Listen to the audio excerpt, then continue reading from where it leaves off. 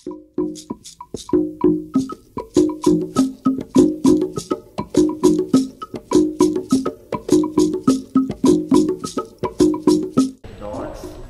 são os pais e as mães de santo, são cargos e títulos que formam uma hierarquia.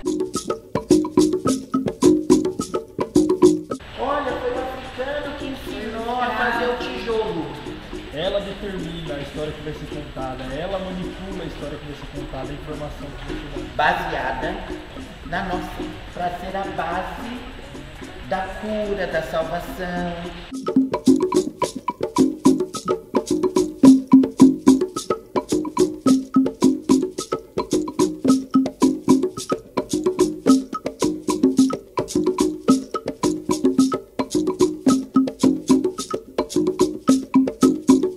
Uma folha, né, como todas as folhas, tem uma forma de se colher, né?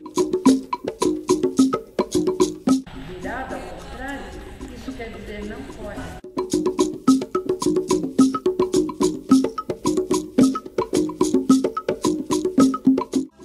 Entre nós e os nossos ancestrais africanos.